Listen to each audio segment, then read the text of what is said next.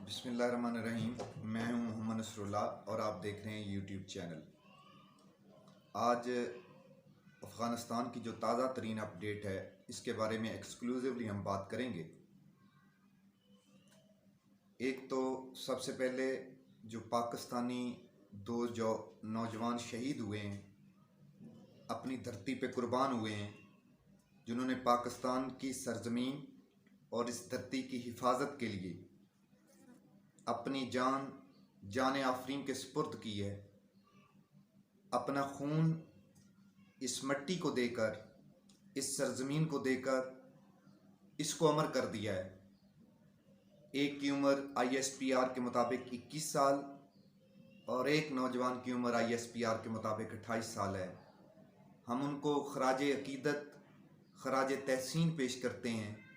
हम उनकी कुर्बानी को सलाम पेश करते हैं। हम बासियत पाकिस्तानी कौम इन जैसे तमाम नौजवानों की कुर्बानियों के मकरूज़ हैं, जिनकी बदौलत आज पाकिस्तान कायम व दायम है। दूसरा, आज सुबह ही काबल एयरपोर्ट की सराउंडिंग में फिर कुछ रॉकेट फायर किए गए हैं, जिसकी वजह से सूरत हाल एक मरतबा फिर कशीदगी की तरफ जा रही है। और इसके साथ ही आज बरोज़ सोमवार 30 अगस्त को अमेरिका ने एक आला सती वज़राए ख़ारजा का इजलास तलब किया है, जिसके अंदर इटली,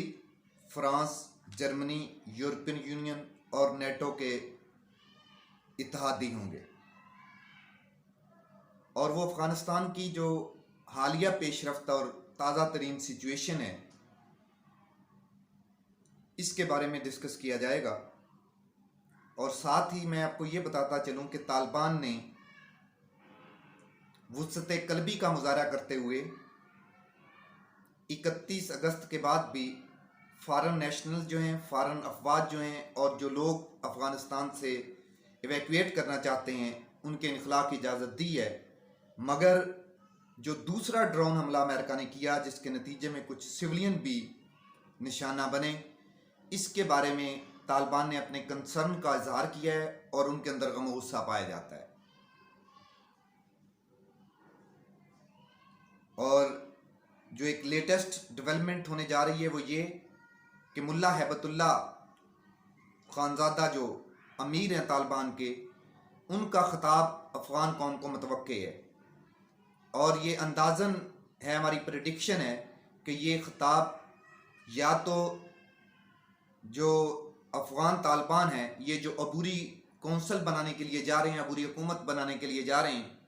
इसके क़याम से पहले होगा या फ़ौरन बाद में होगा, जिसमें वो पूरी अफ़गान फ़ौज, अफ़गान फोर्सेस, अफ़गान अवाम, अफ़गानों के कबाइल और जितने दीगर लोग हैं, इनको एतमाद में लेंगे।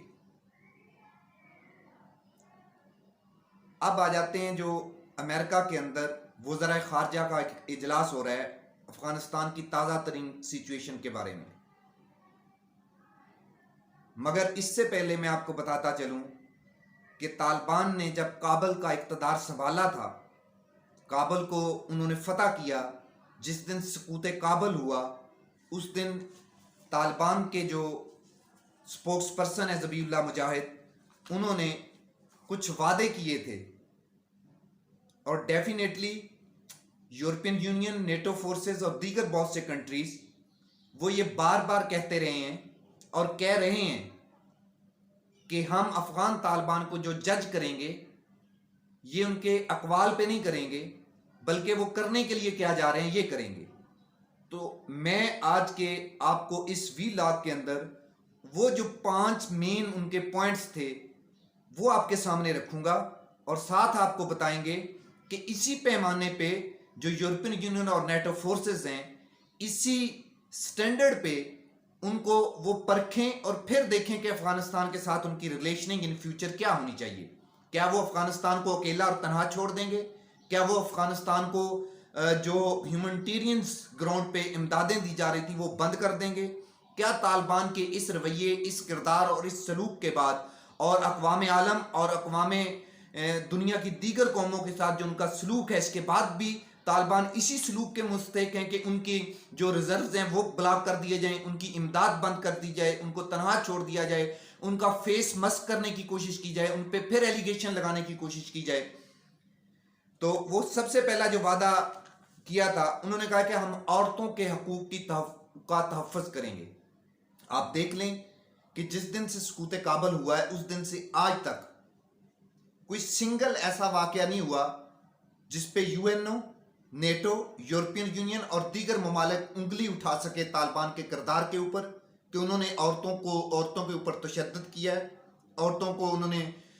امپلائمنٹ کی اجازت دی ہے، ملازمت کی، انہوں نے عورتوں کے ساتھ انٹرویو کنڈکٹ کیے ہیں، انہوں نے ہاسپیٹلز کے اندر جا کے جو نرسز ہیں ان کو حوصلہ دیا ہے، انہوں نے دیگر جو انسٹیٹیوشنز کے اندر کام کرنے والی عورتیں ہیں ان کو الاؤ کیا ہے، وہ مکمل طور پر اپنے وعدے کی پاسداری کر رہے ہیں۔ اور اسی کے ساتھ ہی جو انڈین چینلز ہیں یہ ایک مرتبہ پھر چھوٹے چھوٹے واقعات، چونکہ ابھی تک وہ افغانستان کے اندر عبوری حکومت قائم نہیں ہو سکی ہے، ڈیفینیٹلی عبوری حکومت کے قیام میں جو ان کو مشکلات ہے، افغان طالبان کی توجہ ان کی طرف ہے، وہ کنسنسس کریٹ کر رہے ہیں، وہ قبائل کو اکٹھا کر رہے ہیں، لیکن اس صورتحال کے اندر ڈیفینیٹلی انتظام و اسرام کی وہ سچویشن نہیں ہوتی، یا اس طرح ان کی گرپ نہیں ہے ابھی تک، اس میں چھوٹے موٹے واقعات ہو جاتے ہیں۔ مگر آپ نے دیکھا ہے کہ انڈین چینلز بالخصوص اور دیگر کچھ کنٹریز کے چینلز بھی وہ واقعہ اٹھاتے ہیں، وہ واقعے کو اچھالتے ہیں جو نیگیٹو ہوتا ہے۔ اس طرح کے واقعات تو ہر کنٹریز کے اندر ہوتے ہیں، ریپ کے واقعات ہو رہے ہیں بہت سے کنٹریز کے اندر اور بہت زیادہ ہو رہے ہیں، عورتوں کے ہریسمنٹ کے واقعات ہو رہے ہیں، اس طرح عورتوں کے حقوق کا جو ان پہ ڈاکہ ڈالا جا رہے ہیں ان کے واقعات ہو رہے ہیں، مگر یہ طالبان کو صرف اور صرف بلیم کیا جا رہا ہے ان سچویشن کے اندر، مگر ایز اے مجموعی طالبان اپنے اس وعدے پہ قائم کھڑے ہیں۔ پھر طالبان نے عام معافی کا اعلان کیا، ابھی تک اس نے کسی افغان شہری پہ، چاہے انہوں نے این جی اوز کی ہیلپ کی ہے، چاہے نیٹو فورسز کی ہیلپ کی ہے، چاہے وہ افغان شہری جو ایمبیسیز کے اندر کام کرتے رہے ہیں، چاہے وہ افغان شہری جو انٹرپریٹرز کے طور پر کام کرتے رہے ہیں، چاہے وہ افغان شہری جو افغان فورسز کے ساتھ مل کے لڑتے رہے ہیں، ایون دیٹ کہ وہ افغان فورسز کے سپاہی اور جرنیل جنہوں نے طالبان کو مارا، ان کے بہت سی شہادتیں ہوئی اس وجہ سے، انہوں نے ان کو بھی عام معافی کا اعلان کیا، وہ اپنے وعدے پہ قائم ہیں طالبان بالکل۔ اور ابھی تک انہوں نے وہ تمام لوگ جو طالبان کے خلاف پچھلے 20 سالوں میں کام کرتے رہے ہیں، رپورٹنگ کرتے رہے ہیں، فارن فورسز کو سپورٹ کرتے رہے ہیں، ان کی مدد کرتے رہے ہیں، طالبان کی مخبری کرتے رہے ہیں، ان کا جینا حرام کیے رکھا ہے ان فورسز کے بال بوتے پر، ان کو بھی انہوں نے عام معافی کا اعلان کیا ہے۔ پھر سب سے بڑی بات، سفارت خانوں اور این جی اوز کو انہوں نے سیکورٹی اور تحفظ دی ہے۔ ابھی تک آپ دیکھ لیں باشمول حامد کرزئی انٹرنیشنل ایئرپورٹ پہ جو سچویشن ہے، طالبان اپنی ذمہ داری احسن طریقے سے نبھا رہے ہیں، وہ ان امریکی فوجیوں کی بھی حفاظت کر رہے ہیں جو انہیں مارتے رہے ہیں، جنہوں نے بہت سے ان کے ساتھیوں کو شہید کر دیا، ان کے گھروں پہ ڈرون اٹیک ہوتے رہے ہیں، ان کو جیلوں میں پابند سلاسل کیے رکھا۔ اسی طرح این جی اوز بہت سی ہیں جو کچھ لے کے جانا چاہتی ہیں، وہ بھلے جہازوں کے اندر کتے بھر کے لے جائیں، افغان فورسز کو چھوڑ دیں، طالبان نے ان پہ کوئی انگلی نہیں اٹھائی، بلکہ ان کو فل سیکورٹی دی ہے اور تحفظ فراہم کیا ہے۔ وہ لوگ جو اتنے خائف تھے طالبان کے آنے سے کہ ان کو اپنی زندگیوں کا خطرہ تھا، وہ اپنی جانوں کی بھیک مانگ رہے تھے، ان سب طالبان نے ان کے لیے عام معافی، ان کو سیکورٹی دی ہے، ان کو ویلکم کر رہے ہیں۔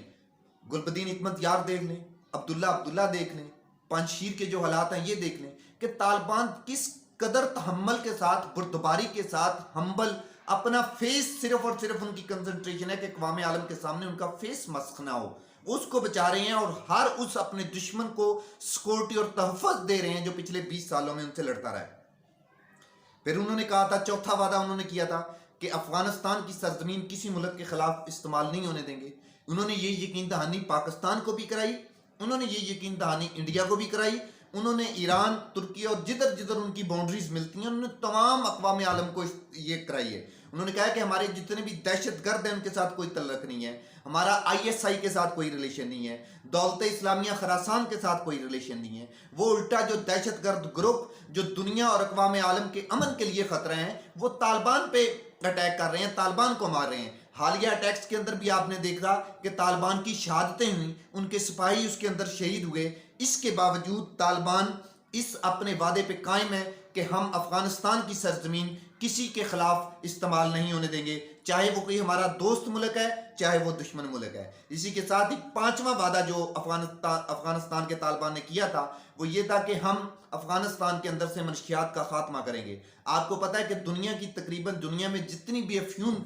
پیدا ہو رہی ہے اس کا 90% افغانستان کے اندر پیدا ہو رہا ہے، اور اس میں بہت سی رپورٹس موجود ہیں کہ بہت سے ہائی افیشیل نیٹو فورسز کے امریکن سولجر اس کے اندر انوالو تھے. بہت سی NGOs یہ ایلیگیشن لگاتی ہیں کہ طالبان کا جو انکم کا سورس یہ تھا، مگر انہوں نے ببانگ دہل یہ کہا ہے کہ ہم افغانستان کے اندر سے، افغانستان کی سرزمین سے منشیات کا خاتمہ کریں گے. یہ وہ وعدے تھے جو سقوط کابل کے بعد افغان طالبان نے اپنے جو سپوکس پرسن ہے ذبیح اللہ مجاہد اس کے ذریعے اقوام عالم سے کیے. اب اقوام عالم چاہے وہ ممالک جن پہ یہ ایلیگیشن لگتا ہے کہ وہ طالبان کو سپورٹ کر رہے ہیں، طالبان سے ان کے روابط ہیں، طالبان سے ان کی ریلیشننگ ہے، چاہے وہ ممالک جو طالبان کو ادھر کرش کرنے کے لیے آئے تھے، چاہے وہ ممالک جو طالبان کو ہیومنٹیرینز گراؤنڈ پہ امداد فراہم کر رہے تھے، چاہے وہ ممالک جنہوں نے طالبان کو مارا 20 سال کے لیے، ان کو پابند سلاسل کیا، ان کو بے گھر کیا، بے وطن کیا، ان کی سرزمین پہ آ کے ان کو مارا. یہ تمام ممالک جس طرح بھی آج جیسے اجلاس ہو رہا ہے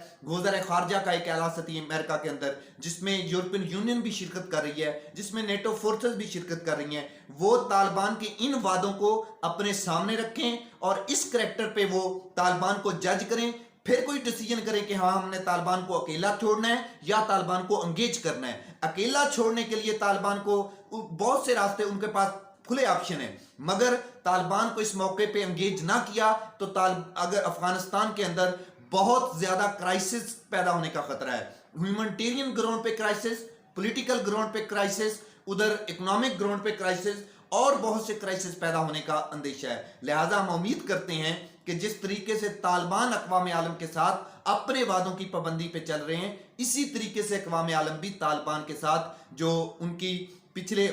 ہیومنٹیرین گراؤنڈ پہ امداد ہے یا ان کے ساتھ ویسے وہ NGO سپورٹ کر رہی ہیں، چاہے وہ دیگر کسی پہلو سے ان کو سپورٹ کر رہے ہیں، وہ اپنی امداد کا، اپنی سپورٹ کا یہ سلسلہ طالبان کے لیے جاری رکھیں گے اور طالبان کو اس مشکل وقت میں اقوام عالم میں تنہا نہیں چھوڑیں گے. بہت شکریہ.